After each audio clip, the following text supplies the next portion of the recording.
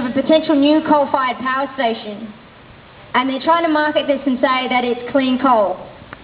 Research has been done to actually show that this HRL power station is going to be increasing emissions by 2.7 million tonnes a year annually. That's just in Victoria. This is part of a wider expansion of coal across Australia right now, with every state to be accepting a new coal-fired power station apart from Tasmania. I think it's very clearly showing us that what's happening is going in the opposite direction in terms of reducing emissions, and what we need is to put demands on the government that actually is going to talk about transitioning away to renewable industries and green jobs. So today we've got to speak first up. Brian Walsh is from the Greens. He's going to talk about the CPRS and why it's not a solution to climate change.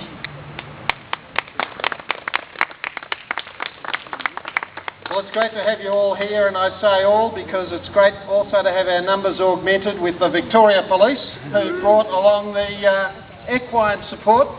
Thanks for coming, and it's great to have you here and no doubt supporting our cause. Well, the CPRS, some people say that the Greens are hypocritical for supporting the for not supporting the CPRS.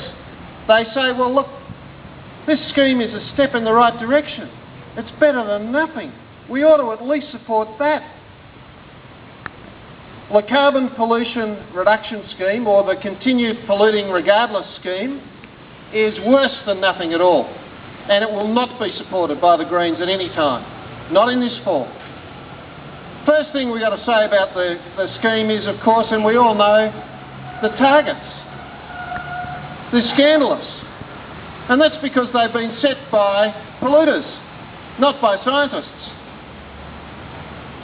We're going to pay out, as Jasmine said, about $24 billion, that's at least, to big carbon as part of this scheme. $24 billion. That means it's the first source of revenue in history in Australia which will run at a loss. And what are we getting for all this money we're paying out to big carbon? Well, according to Treasury modelling, nothing. There won't be any reduction of carbon pollution in Australia. What we will get will be bought in and imported from overseas, and that won't be much anyway. We're giving major concessions to coal. For the first 5 years they'll be getting concessions, which of course gives them a windfall in profits and encourages the use of coal.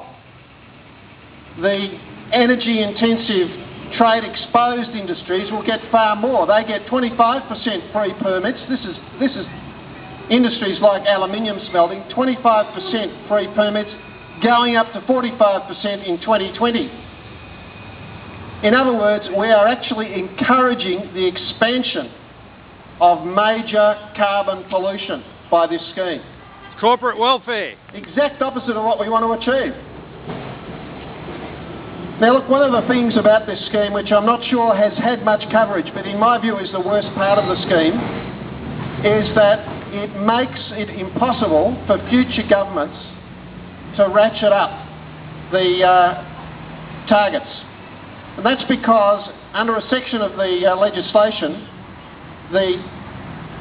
the carbon pollution permits won't just be permits, they will be property rights. And you've all seen the castle, and you know that the Government of Australia under the Constitution can't acquire property except on just terms. So you give this property right to carbon polluters, it's a social evil, give them the right to do this evil thing and make it a property right, and it means that future governments down the track can't acquire those property rights or diminish those property rights except on just terms. Now that is scandalous, and it's not what was proposed by Garno or anybody.